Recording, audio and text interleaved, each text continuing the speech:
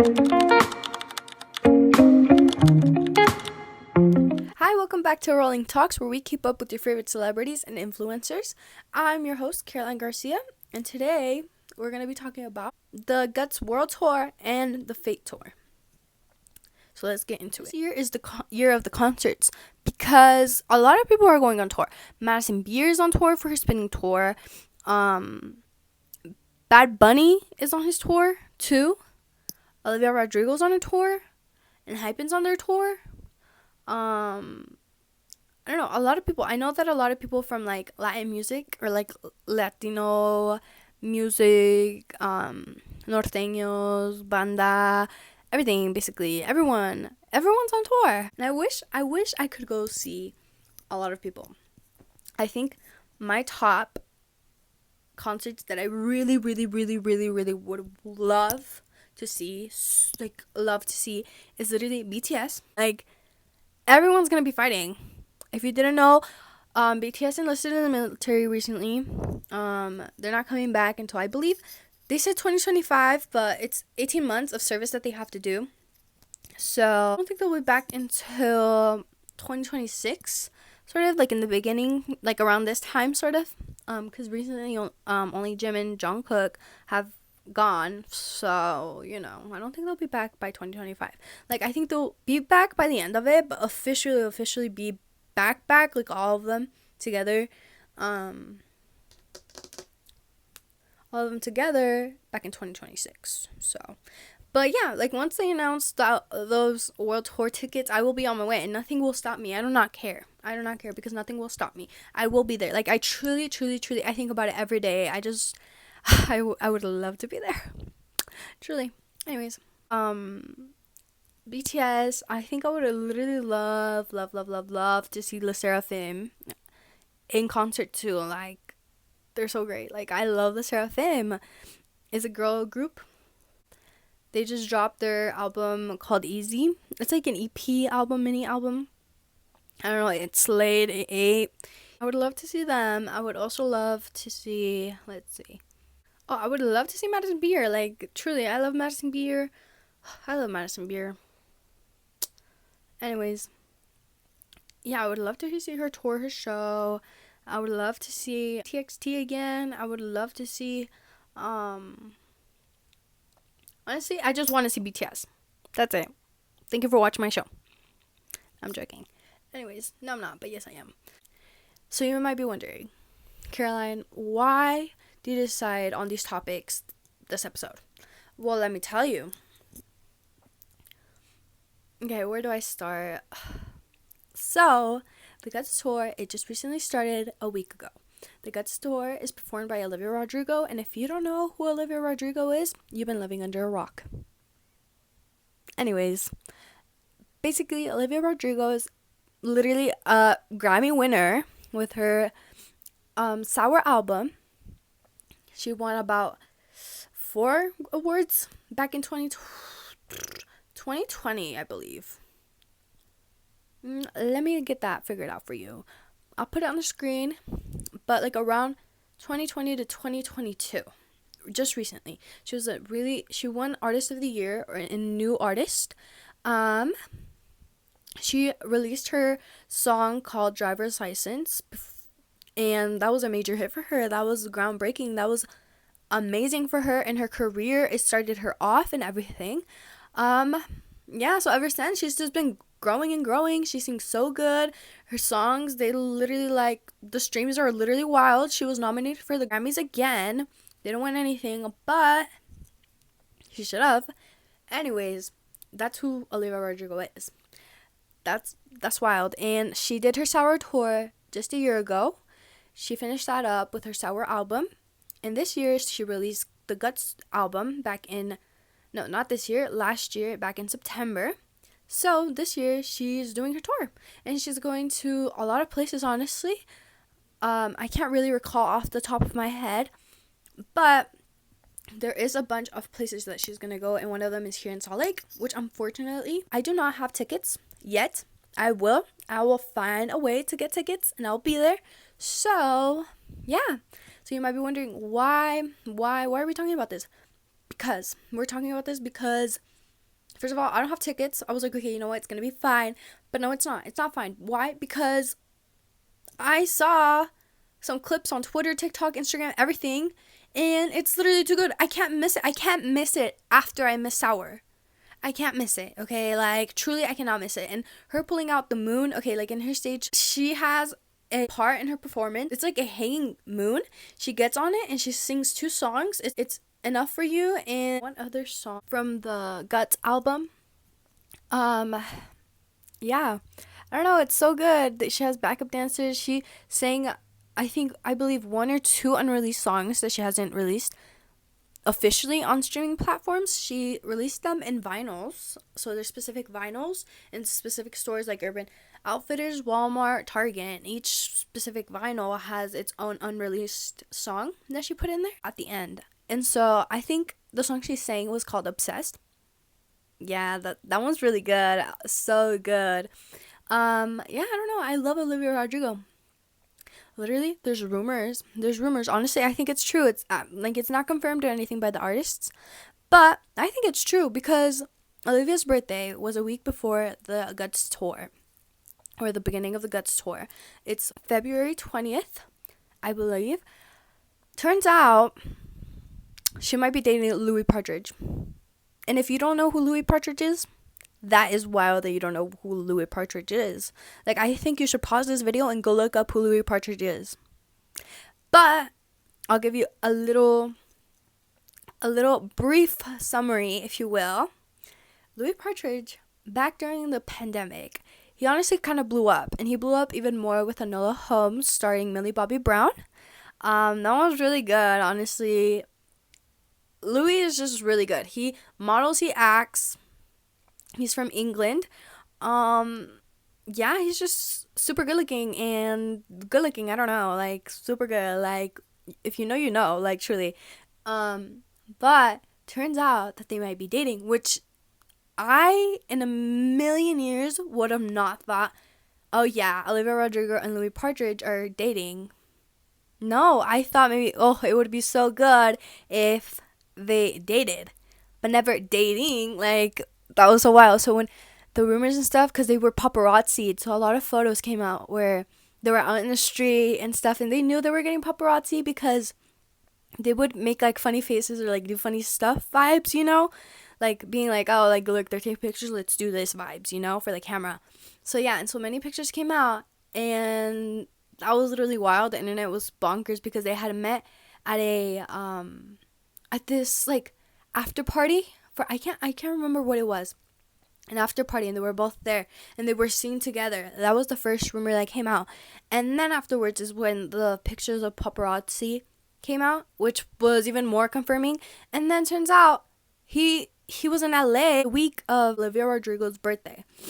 And turns out he posted first. He posted that he was at Disneyland and stuff, which that was kind of suspicious if you ask me. I'm not gonna lie. Tell me why this man posted that, right? And he posted like pictures of someone taking pictures, right? Obviously Olivia took them. Why? Because Olivia went with her friend and her boyfriend to Disneyland to celebrate her birthday. This guy was there for her birthday and the beginning of her first show. Can you believe that?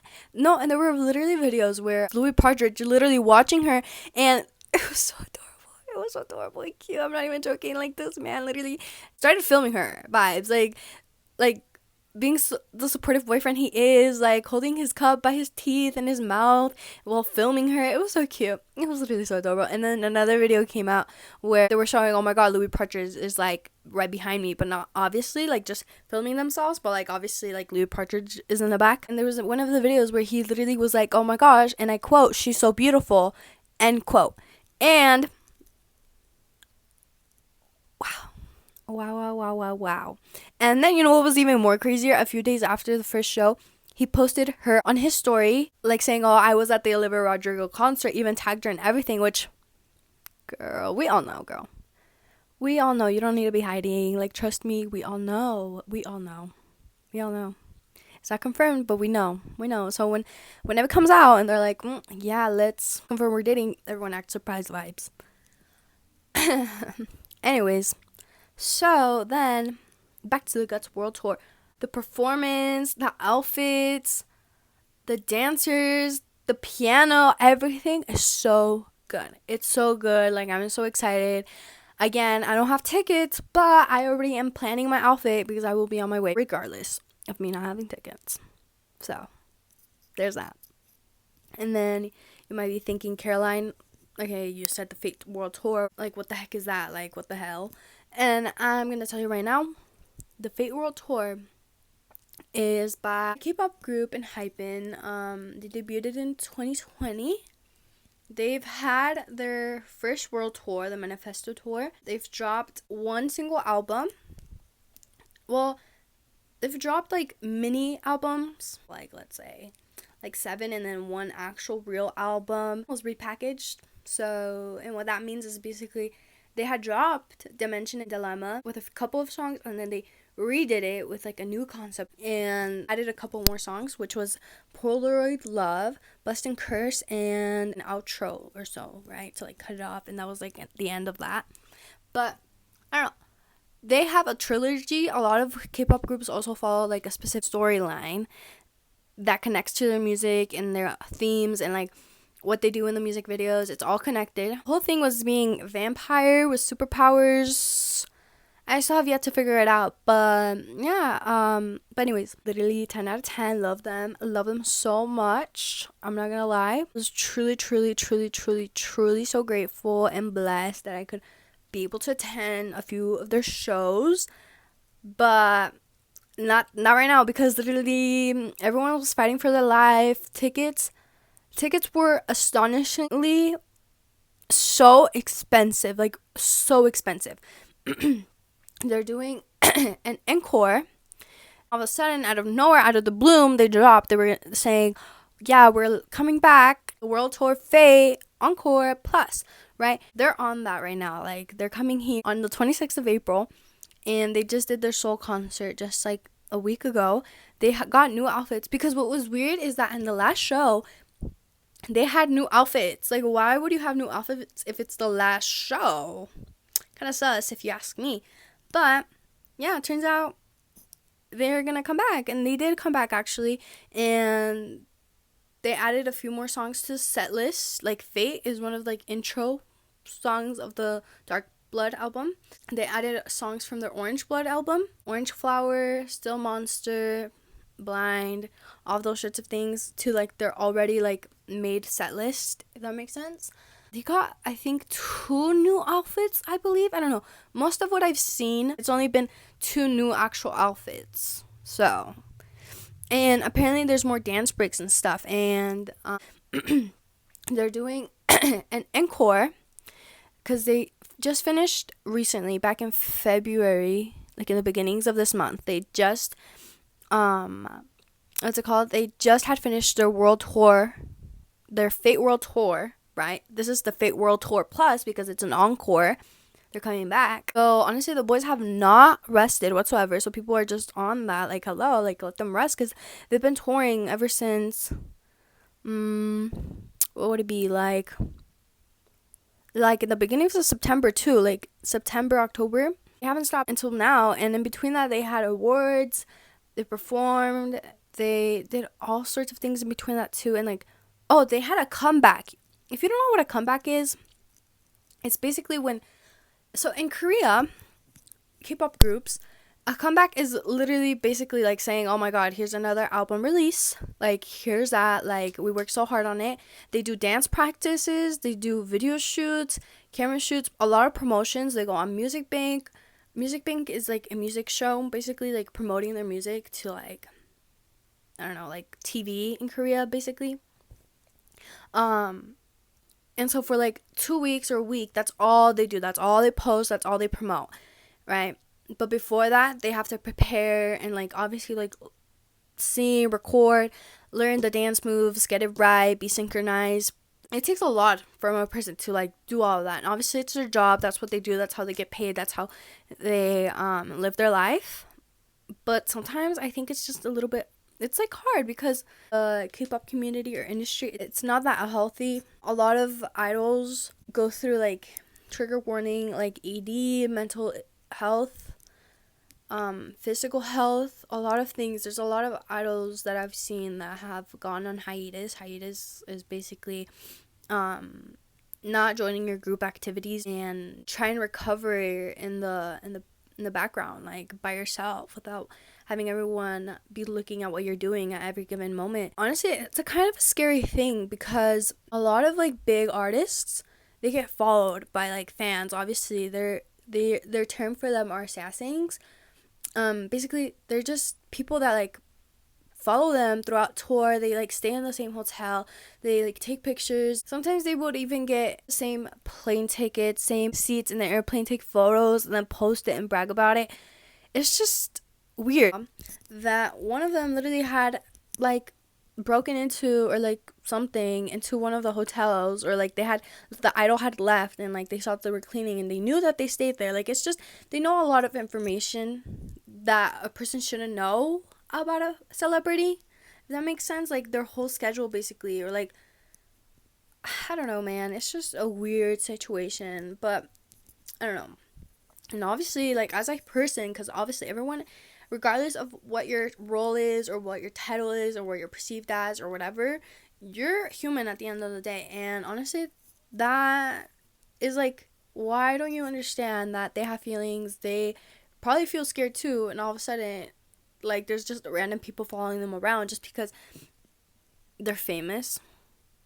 Like, anyways, but yeah, that's what that is. But yeah, I don't know. The K-pop industry is just so wild. There's just so much that goes on because there's a lot of specific requirements that you're supposed to meet, looks, appearances you're supposed to meet, just everything. So I don't know. To me, I think that's a super super hard job, but truly, a lot of things, a lot of jobs are hard too. But this job is one of the like, I'm not gonna say hardest because obviously there probably is way more harder jobs and a lot of people that have to do a lot more of stuff in order to like get paid and make money and stuff. I understand that, but it just takes a toll on a person. That's the type of job this is. It like takes the toll on a person, sort of. But anyway, back to the world tour. I don't know. It was so chaotic. It was so much fun. It was so emotional. But you know what? What honestly angered me and most of the fan base was that, first of all, K Engines, which is basically the fan base based in Korea, which is obviously like, hello, they're a Korean boy group. They should receive the most support from the people who understand them better, know them probably better, see them more often than like international fans and stuff. And they get all sorts of things too. They get exclusive events, exclusive items, exclusive merch, exclusive stuff. Like some of the exclusive stuff is like being able to join Music Bank, seeing them perform every single Friday, 5 p.m. That's when they do all the shows. They're able to get new merch or be the first ones to get merch at concerts. They just have so many benefit things that they like receive from like their artists, because it's their artists. But the way that they treat and hypen is horrible. Like they say so much stuff. I don't know, they're so hypocritical. Basically, that's what it is. They're hypocritical because they're like, I don't know why Hypen doesn't do this over here, blah blah. It's because, babe, you are rude to them. You're rude to them. You do not care what they do. You're a hater, basically. You're basically a hater because they always, I feel like they just are never truly fulfilled with them. Like, they just started their concert like a week ago. Their fake concert encore in Seoul, and there were so many videos where these people were sitting on their phones, scrolling on their phones, slouching, like if it was like oh, this happens every single day, like type of thing, you know? Like over here in the States or like truly anywhere internationally, I feel like they get more support, they get more excitement, they get more adrenaline, I feel like, with like the atmosphere that is created in the concerts, the vibes that it gives off. Like, everyone's jumping up and down, everyone's screaming, everyone's singing. Like, okay, imagine being an artist, right, with a language barrier, obviously, because they speak Korean, most of their songs are in Korean, and it's like, oh, like, my own people sort of type thing. Like, they understand what the song means, they can perfectly sing it out loud, they can perfectly do all sorts of things, right? And that's not to say that international fans can't do the same, because sure, they can do the same, but it's not like the same vibe, you know? Like, it's not the same because of the ways, different ways that you can speak it, different ways that you learn it, different ways of like formality and how it's spoken, like informal or formal. You know, for them to like repeatedly say, oh, like, we told you guys to like get up, like, come on, let's go, like, let's have some fun. These homies, they didn't care. They didn't give a single crap. Like, they didn't care. They were like, okay, like, let me just sit down here. There was a girl TikToker that came out saying, oh yeah, like, I was the only person seeing my section. Where are you gonna go if like you're not gonna care about what happens in the show, sort of type thing, right? Multiple times, like, that's truly why they love coming here. Like, they literally truly do love coming over here, like, to the state, like, internationally somewhere, because they know that literally they were surprised the last time that the bleachers, I was there, that the bleachers were literally like, it was like an open stadium, soccer field type stadium, right? And obviously there's people on top in the bleachers. They were literally like stomping their feet, so the whole stadium was literally rumbling, which was literally wild and crazy. Like, I've never experienced that type of excitement, type of thing, and they honestly were so shocked too. Trust me, because they would literally say it and their faces would appear on the big screen, and they were so shocked. And so for them to like put in all this hard work and like believe, oh, we're gonna do such a great job, they're gonna love this, because obviously they love us, that's why they're here. And for them to receive this type of like treatment, sort of like this type of energy, like, it was so bad. Okay, there's this app called Weavers where idols under Hybe basically are allowed, they post like what they do. It's like Twitter for them, for idols, sort of, or like an Instagram to like keep updates and stuff. I don't know, like a personal like saying, oh, like, this is what I did, or like post pictures, you know, that isn't like our normal social media platforms like Instagram, Twitter, TikTok, all those type of things. It's just like their own type of like posts that they can post anything on. A lot of idols come out saying, oh, like, I tried my best, like saying, oh, like, next time I'll work even harder for you guys, like this and that, because obviously like that's what they're doing. No, one of the members literally like posted it, oh, like, I'll try harder next time, basically saying, that was the message, like, I'll try harder next time, like, I didn't do so good this time, like, I'm so sorry, I'll try harder. It wasn't your fault. It wasn't your fault. It was truly not your fault. Like, you did your best. You ate, honestly. Like, you succeeded. And these were just the homies that did not reciprocate the show. Like, they didn't...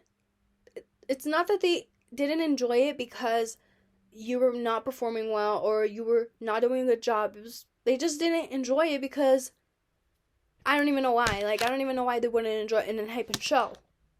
So, I have no idea, like, but yeah, which honestly kind of broke my heart, because, like, oh my god, like, you put in this hard work just to think you didn't do well whatsoever. Like, that is such a horrible feeling for anybody, truly, thinking that you just did such a great job just for someone to say, no, you didn't, you actually sucked vibes. Like, that is a horrible feeling. These homies to just show up and they're on their phones, not even like filming, just sitting on their phones scrolling, like if like they see them every day. Which true, but like, I don't know, you know, you just shouldn't treat someone that apparently you're so fond of or you like a lot and support and stuff. Like, I don't think you should be treating anybody like that. Any celebrity, any influencer, nobody. So yeah, that's what happened. But yeah, it got kind of emotional with their like speeches and stuff. From the clips I saw and like from the live that they did, it was so much fun. I would have enjoyed it so much, so I don't understand why they just would sit on their phone and scroll. So yeah, so that's what's been going on, loves. That's what's been going on. We should have named this podcast The Random Topics, because that's what it's looking like right now. Glossier just dropped their limited edition stuff. Like, they restocked it. They do every once in a while, and honestly, their collection this time, I would love to get half of those things that they posted on their Instagram. So yeah, I don't know. That's it. That's all I have. Thank you for watching. I hope you enjoyed. Yeah, I'll see you next time. Thank you.